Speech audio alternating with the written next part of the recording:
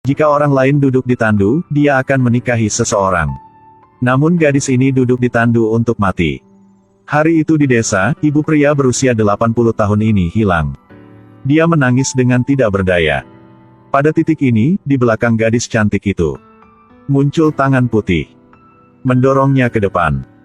Kata-katanya mengejutkan semua orang. Aku tahu di mana dia. Kamu telah membunuh ibumu. Dia pergi ke halaman rumahnya. Dan langsung menuju tangki air. Membuka tutupnya dan benar saja, ibunya ada di dalam. Kekeringan tak henti-hentinya. Dan makanan tidak bisa dipanen. Gadis ini terlahir dengan kemampuan untuk melihat hal-hal yang tidak bisa dilihat oleh orang normal. Orang-orang di desa mengira dia bernasib buruk. Jadi mereka segera mengorbankannya ke surga. Dengan harap, You are not responsible for the son's being. dia perlahan berjalan ke dasar sungai. Lalu menoleh untuk melihat orang-orang di tepi sungai. Mereka adalah orang-orang yang menyaksikan pertumbuhannya. Tapi sekarang mereka percaya desas-desus tak berdasar. Berteriak bahwa mereka ingin menenggelamkannya. Gadis putus asa tenggelamnya sendiri di danau. 100 tahun kemudian dia masih belum mati. Sekarang namanya Xiao An. Dia membuka toko persembahan nazar, alias toko grosir untuk orang mati. Setiap malam dia membakar hal-hal yang disukai roh. Tetapi tidak bisa dimiliki ketika mereka masih hidup. Kalau keberuntungan bahkan bisa dilepaskan karena itu. Hantu itu bilang hari ini dingin, dia ingin mantel macan tutul. Xiao An membakarnya sebuah mantel kertas. Maka hantu itu bisa memakainya. Jiwa tua ini menginginkan kaset radio. Xiao An juga melakukan seperti yang diminta, membakar kaset radio untuknya. Tapi dia lupa membakar kaset musiknya. Dia menjadi marah. Apakah kamu bodoh? Aku ingin kaset musik. Ternyata, Xiao An lahir dengan mata yin dan yang. Sejak itu, dia telah menjadi penyelamat bagi roh untuk lepas. Bantu mereka memenuhi keinginan mereka yang belum selesai. Mencari jalan menuju pelepasan. Karena terlalu lama tinggal di dunia ini akan membuat jiwanya tak bisa lepas. Sejak kecil, dia telah dimasuki oleh berbagai roh. Tapi kenapa dia bisa melihat hantu? Tidak ada dewa yang bisa memberikan jawabannya. Malam itu, Xiao An baru saja tidur. Tiba-tiba dia merasakan sosok berbahaya datang menemukannya. Ternyata hantu perempuan berbaju merah bernama Toan Duk Hai.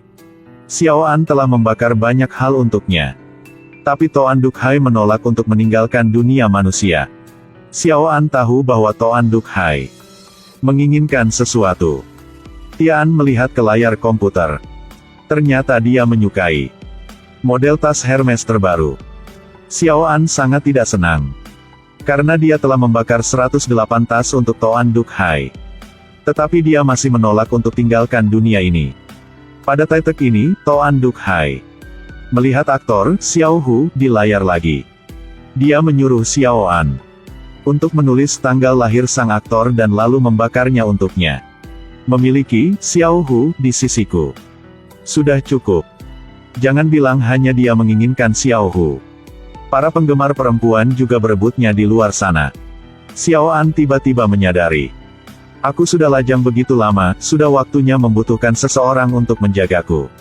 Jadi, dia pergi menemukan Aniu yang menanyakan arah malam sebelumnya. Biarkan dia berteman dengan Toan Duk Hai. Mungkin dia akan dengan aman meninggalkan dunia ini. Setelah itu, dia pergi ke tempat kerja Aniu. Katanya toko nazarnya membutuhkan bantuan jadi dia membawanya ke sana.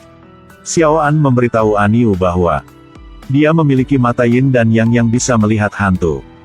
Juga mengatakan bahwa setiap malam di persimpangan jalan, dia membakar uang kertas untuk arwah.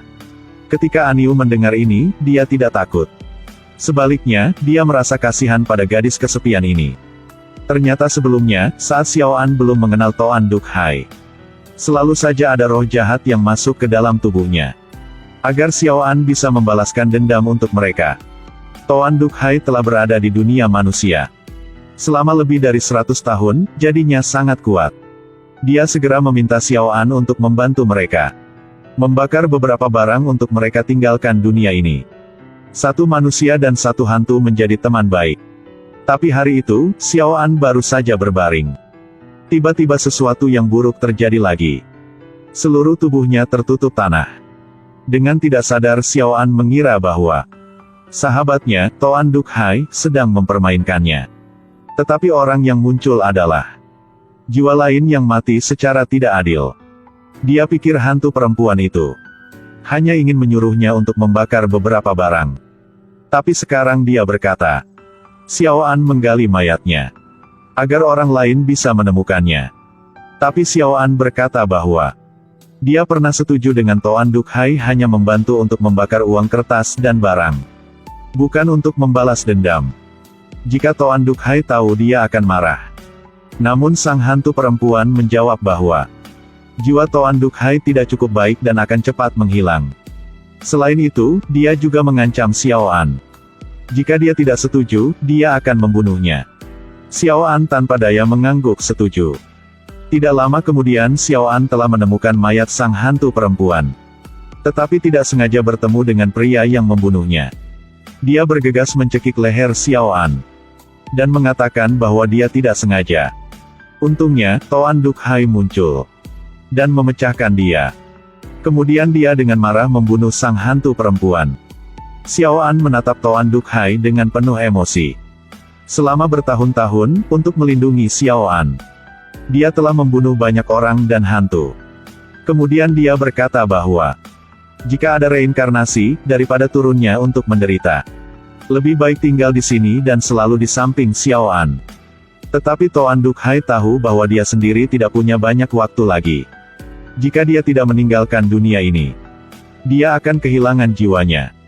Toan Duk Hai melihat tandu ini, segera merasa sangat akrab. Jadi dia memasuki tandu. Ketika dia keluar dari sana, di tangannya lagi muncul sebuah spiritual tablet. Dan dengan menyakitkan berkata, orang lain yang duduk di tandu akan menikahi seseorang. Dan aku duduk di tandu untuk mati. Xiao An yakin bahwa Toan Duk Hai telah ingat bagaimana dia sendiri meninggal. Xiao An sedikit khawatir. Begitu dia mengingat masa lalu, dia akan menjadi gila dan membunuh orang tanpa henti. Jadi bersiap untuk menghancurkannya. Untuk menghindari melukai orang yang tidak bersalah. Tetapi Toan Duk Hai telah berada di dunia manusia selama lebih dari 100 tahun. Tidak mudah untuk menghancurkannya. Sekarang Aniu memperhatikan spiritual tablet di tangan Toan Duk Hai. Dibuat dari kayu. Sama dengan tandu di dalam ruangan. Semuanya memiliki pola yang identik. Jadi dia menebak latar belakangnya. Pasti terkait dengan tempat ini. Tetapi sejak hari itu, Duk Hai tidak muncul selama beberapa hari. Keesokan harinya, Xiao An melihat seorang pemuda di desa memegang spiritual tablet untuk kayu bakar. Dengan rasa ingin tahu dia pergi ke sana. Dia menemukan bahwa setiap rumah di desa juga memuja loh Toan Duk Hai. Karena dipuja oleh mereka, Toan Duk Hai bisa tinggal di sini. Sekarang di desanya memutuskan tidak pujanya lagi. Sehingga jiwanya tidak stabil. Jadi Xiao An mengumpulkan semua tablet dari semua orang di desa. Berharap untuk memanggil Toan Duk Hai. Mengklarifikasi identitasnya. Benar saja, Toan Duk Hai muncul. Pada saat yang sama, dia juga ingat identitasnya. Aku ingat semuanya. Aku orang yang sial.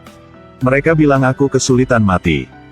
Tapi tanpa duga bahwa cerita di baliknya ada hubungannya dengan Xiao An. Gadis dalam gaun pernikahan merah. Bukan untuk menikahi seseorang tetapi untuk mati. Apa yang terjadi pada akhirnya? Pada tahun-tahun kelaparan itu, anggota keluarga gadis itu semua sayangnya meninggal. Penduduk desa mengatakan bahwa dia penyebab membuat keluarganya hilang. Tidak bisa tahan lagi, jadi dia bunuh diri. Untungnya, Xiao An datang untuk menyelamatkan hidupnya. Jadi keduanya menjadi teman dekat. Lambat laun Toan Duk Hai juga menjadi lebih bahagia. Dia tidak lagi sendirian. Dan punya keluarga. Pria yang tidak bisa merawat ibunya yang berusia 80 tahun. Agar anak-anaknya tidak kelaparan. Harus membunuh ibunya. Di tengah kerumunan, Xiao An didorong ke atas oleh tangan putih. Mengungkap kejahatan membunuh ibunya. Dia di sini. Bu, aku benar-benar tidak punya cara. Aku tidak bisa hidup lagi, Ibu. Nak, aku tidak menyalahkanmu. Jaga anak-anakmu, hiduplah dengan baik. Sejak saat itu, orang-orang di desa semua takut padanya. Merasa bahwa dia akan membawa nasib buruk. Kekeringan sepanjang tahun membuat orang-orang di desa tidak memiliki makanan. Jadi mereka memutuskan untuk mengorbankan Xiao An ke surga. Ketika dia duduk di tandu, hendak dibawa untuk dikorbankan ke surga. Pada saat itu sahabatnya, Toan Duk Hai menyelinap masuk. Toan Duk Hai menasihati Xiao An untuk membiarkan dirinya mati alih-alih Xiao An. Toan Duk Hai adalah orang yang meninggal sekali.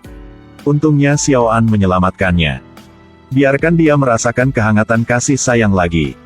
Biarkan hatinya yang dingin menjadi hangat. Toan Duk Hai tidak ingin Xiao An mati seperti itu. Tapi Xiao An juga orang yang baik. Dengan tegas menolak Toan Duk Hai. Tahu bahwa dia tidak bisa menasehati Xiao An. Dalam keadaan darurat dia membuat Xiao An pingsan. Keduanya bertukar pakaian. Toan Duk Hai memakai topeng malah Xiao An. Lalu memasukkan Xiao An ke dalam tangki air. Dia berharap Xiao An dapat menjaga kenangan indahnya untuk terus hidup gantinya. Dan begitu saja, Toan Duk Hai dibawa ke tepi sungai. Selangkah demi selangkah terbenam di danau. Entah berapa lama, Duk Hai membawa kebenciannya untuk tinggal di sini. Mulutnya terus-menerus menggumamkan nama Toan Duk Hai. Tetapi ingatannya kehidupan sebelumnya telah hilang sama sekali. Hingga 100 tahun kemudian, dua orang yang kehilangan ingatan bertemu lagi. Pada saat ini, Xiao An juga mengingat semuanya.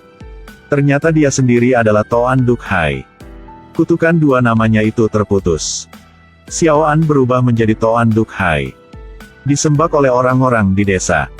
Tetapi dia sendiri tidak memiliki nama. Menghilang di buku hidup dan mati. Hidup sendirian di dunia ini. Tapi dengan kenangan. Dua sahabat menjalani semua satu hidup dan satu mati. Hidup bersama 100 tahun. Saat ini, Toan Duk Hai tidak memiliki penyesalan lagi. Akhirnya bisa meninggalkan dunia ini dengan tenang. Xiao An masih harus terus hidup sendirian. Karena tidak ada yang bisa hidup selama dia. Sekarang hanya Aniu yang ada di sebelahnya. Di kedua hati mereka ada bayangan satu sama lain. Tapi Xiao An bukanlah gadis biasa. Dia juga ingin bersama dengan Aniu. Bersama selamanya. Dia juga tidak ingin mengecewakan Aniu. Ternyata Aniu telah meninggal pada hari keduanya pertama kali bertemu. Malam itu dia mengalami kecelakaan lalu lintas. Ikut aku sudah bilang aku perlu menggunakan seseorang. Hanya karena pikiran tentang pekerjaan. Membawa kehidupan yang lebih baik untuk orang yang dicintainya. Jadi dia ingin tinggal di dunia manusia ini. Xiao An mengatakan yang sebenarnya. Aniu akhirnya menemukan jalan menuju pelepasannya. Dua orang bernasib buruk berpisah dengan penderitaan. Sejak itu, Xiao An terus hidup dalam kesendirian. Harus dikatakan bahwa cinta mendalam tidak sama dengan kebersamaan. Kebersamaan tidak sama dengan pelukan. Cinta begitu sunyi dan sepi. Tapi juga harus bertahan menghadapi badai kehidupan. Sepotong cinta. Sejalan menuju ke idealisme. Semua tidak sama dengan melupakan sekali. Membantu orang, membantu hantu harus datang dari dalam. Yang akhirnya bisa melepaskan jiwa mereka yang tersesat.